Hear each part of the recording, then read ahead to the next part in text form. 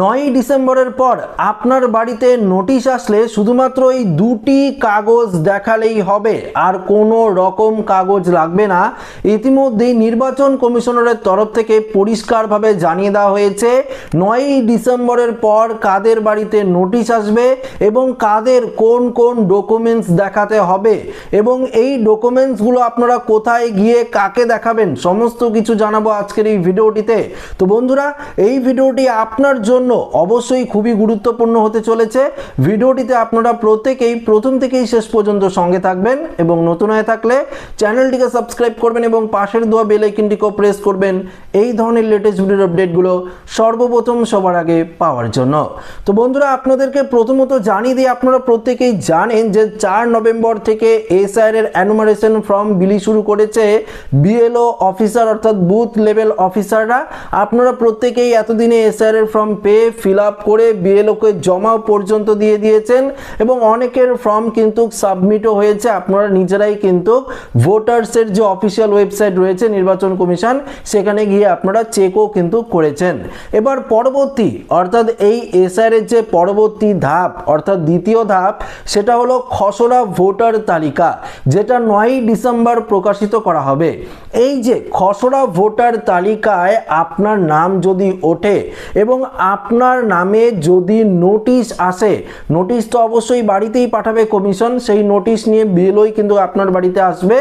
যদি আপনার বাড়িতে নোটিশ আসে তাহলে আপনাদের বয়স অনুযায়ী কোন কোন ডকুমেন্টস দেখাতে হবে, কোন কোন ডকুমেন্টস দরকার পড়বে, আজকে এই বিষয়ে কিন্তু আপনাদেরকে জানাবো। অনেকেই আপনারা জানেন যে 11টি ডকুমেন্টস দেখালেই হবে, তবে কাদের কোন কোন ডকুমেন্টস লাগবে, আপনার বয়স যদি 1/7/1987 সালের আগে হয়ে থাকে, আপনার বয়স যদি 1987 সালের আগে থাকে তাহলেই বা কোন ডকুমেন্টস দেখাতে হবে, বা 1987 পরেই যদি হয় আপনার এজ বা বয়স তাহলে আপনাদের কোন ডকুমেন্টস দেখাতে হবে, বা ধরুন আপনার অর্থাৎ 2002 সালের পরে যদি ভোটার হয়ে থাকে অর্থাৎ আপনি ভোটার হয়ে থাকেন তাহলে আপনাদের কোন ডকুমেন্টস দেখাতে হবে নোটিশ আসলে, এই বিষয়ে কিন্তু আপনাদেরকে আজকের এই ভিডিওটিতে জানাবো।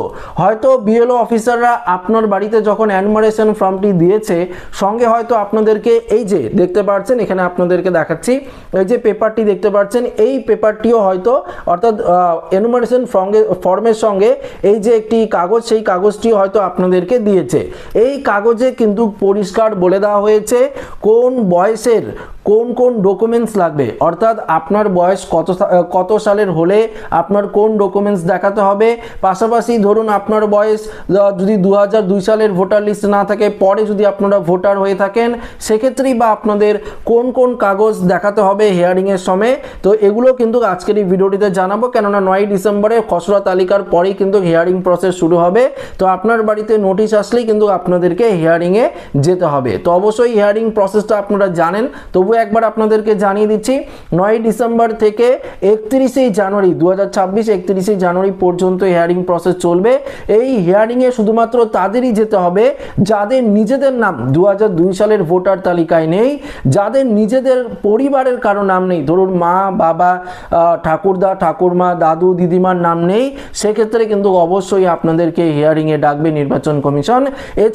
এছাড়াও যদি আপনারা ফর্মে কোনো রকম ভুল করেন এবং নির্বাচন কমিশনারের যদি মনে হয় যে তাদের যদি সন্দেহ হয় যে আপনি যে এখানে আত্মীয় সম্পর্ক দিয়েছেন সেটা আপনি নকল দিয়েছেন বা ভুয়ো দিয়েছেন, তারা ম্যাচিং লিঙ্কিং করতে পারছে না, সেক্ষেত্রে যদি সমস্যা হয় তাহলে কিন্তু আপনাদেরকে নোটিশ পাঠাবে এবং সেই নোটিশের ভিত্তিতে আপনাদেরকে হিয়ারিংয়ে কিন্তু ডাকা হবে।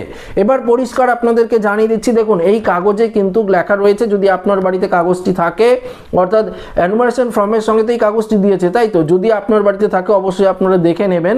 এখানে কিন্তু পরিষ্কার বলে দেওয়া রয়েছে যে যদি আপনার জন্ম 1/7/1987 আগে হয়, মনে রাখবেন 1/7/1987 আগে যদি আপনাদের জন্ম হয় তাহলে কিন্তু আপনারা দেখুন এখানে পরিষ্কার বলেছে যে কোনো শংসাপত্র, সেটা রাজ্য সরকার হোক বা কেন্দ্র সরকারের তরফ থেকে যদি কোনো শংসাপত্র আপনাদের থাকে, বা ধরুন আপনাদের ব্যাংকের বই যদি থাকে, বা ধরুন আপনাদের পোস্ট অফিসের বই যদি থাকে, বা ধরুন আপনার এলআইসির, আগেও হয়তো এলআইসি তো অনেক দিন থেকে চলছে তাই তো, যদি আপনারা এলআইসি করে থাকেন এলআইসির কাগজ থাকে, সেটি দেখিয়ে আপনারা কিন্তু হিয়ারিং প্রসেস কমপ্লিট করতে পারবেন। আর কোনো কিন্তু ডকুমেন্টসের প্রয়োজন হবে না।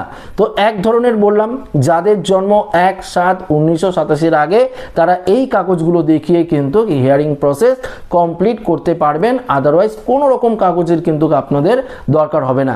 তো অবশ্যই মাথায় রাখবেন, হিয়ারিংয়ে যদি আপনাদের ডাকে অবশ্যই আপনাদের কিন্তু প্রত্যেককে যেতে হবে। যদি আপনারা হিয়ারিংয়ে না যান তাহলে কিন্তু ফাইনাল লিস্ট যে প্রকাশিত করা হবে সেই লিস্টে কিন্তু আপনার নাম থাকবে না, তখন কিন্তু আপনারা অসুবিধায় পড়তে পারেন। তখন হয়তো আপনারা আমাকে বলতে পারেন বা আপনার বিএলওকেও তখন আপনারা কোশ্চেন করতে পারেন যে কি বলে স্যার আমার নাম কেন উঠলো না, এখন আমি কি করব। তখন কিন্তু আরও অন্যরকমভাবে আপনাদের দৌড়াতে হতে পারে, বিভিন্ন জায়গায় আপনাদের যেতে হতে পারে, তখন কিন্তু সমস্যাটা একটা বড় আকার ধারণ করবে। তো তার আগেই আপনাদেরকে জানিয়ে দিচ্ছি, যখন আপনার বাড়িতে নোটিশ আসবে অবশ্যই আপনারা কিন্তু নোটিশের মধ্যেই টাইম ডেট সময় লেখা থাকবে, সেই অনুযায়ী অবশ্যই আপনারা হিয়ারিংয়ে কিন্তু প্রেজেন্ট থাকবেন।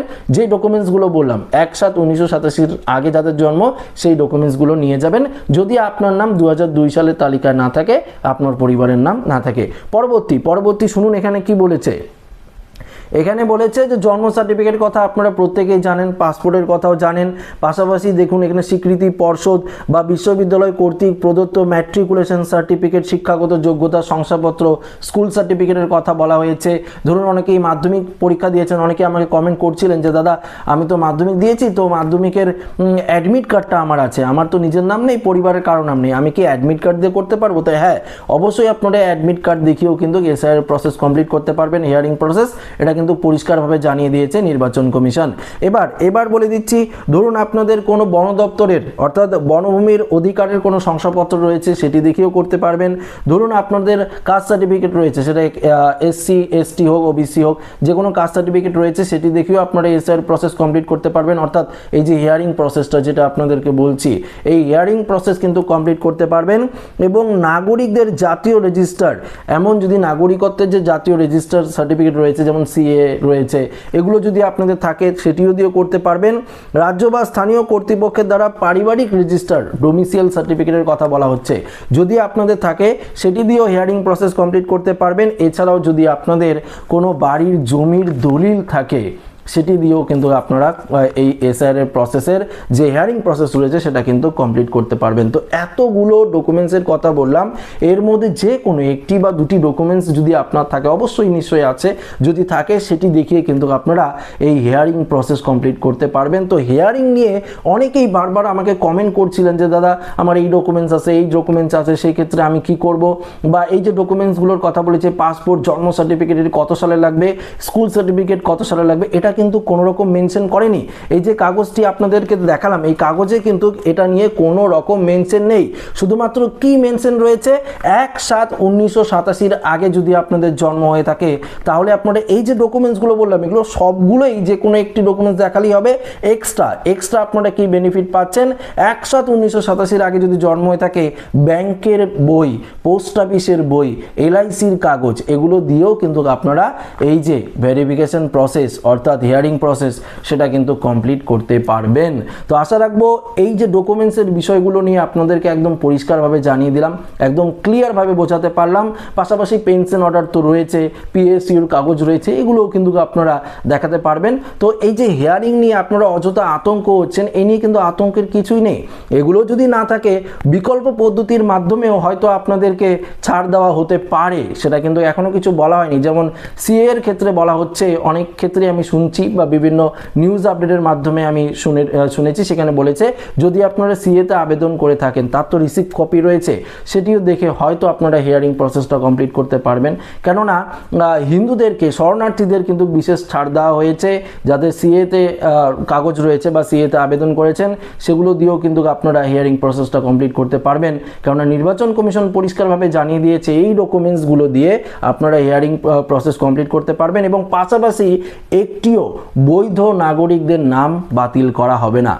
আপনাদেরকে দুপুরের ভিডিওতে দেখিয়ে দিয়েছিলাম, পরিষ্কারভাবে বুঝিয়েও দিয়েছিলাম যে নির্বাচন কমিশনের তরফ থেকে গতকাল রাতেই একটি সাংবাদিক সম্মেলন, একটি বৈঠক করা হয়, সেখানে পরিষ্কারভাবে জানিয়ে দেওয়া হয়েছে 10 লক্ষের ওপরে আপাতত এখনো পর্যন্ত 10 লক্ষের ওপরে কিন্তু পশ্চিমবঙ্গে নাম, ভোটারদের নাম কিন্তু বাতিল হয়েছে। অনেকেই মৃত ভোটার রয়েছে, তার মধ্যে বেশিরভাগটাই মৃত। পাশাপাশি অনেকের বাড়ি গিয়ে তারা দেখছে বিএলওরা বাড়ি যাচ্ছে, নিরুদ্দেশ নেই। পাশাপাশি কিছু নকল ভোটার রয়েছে, ফেক ভোটার রয়েছে, হয়েছে, এগুলো মিলিয়ে আপাতত 10 লক্ষেরও বেশি কিন্তু ভোটার কার্ড বাতিল করা হয়েছে। এখনও সেই যে ড্রাফট রোল সেটি প্রকাশই করা হয়নি। ড্রাফট রোলের পাশাপাশি যে একটি নতুন নোটিশ প্রকাশিত করা হবে, একটি নতুন লিস্ট, ভোটার লিস্ট প্রকাশিত করা হবে, সেখানে কিন্তু পরিষ্কারভাবে যাদের নাম বাদ গেল, কি কারণে বাদ গেল সেটি কিন্তু উল্লেখ থাকবে। সেখানে স্পষ্ট দেখতে পারবেন কতগুলো আমাদের পশ্চিমবঙ্গে এই ভোটার লিস্টের নাম বাদ যাচ্ছে। তো আশা রাখবো এই ভিডিওটিতে আপনাদেরকে পরিষ্কারভাবে সঠিক ইনফরমেশন দিয়ে হেল্প করতে পেরেছি। ভিডিওটি ভালো লাগলে লাইক করবেন, বন্ধুদের সাথে শেয়ার করবেন, নতুন দেখলে চ্যানেলটিকে সাবস্ক্রাইব করে নেবেন। ধন্যবাদ।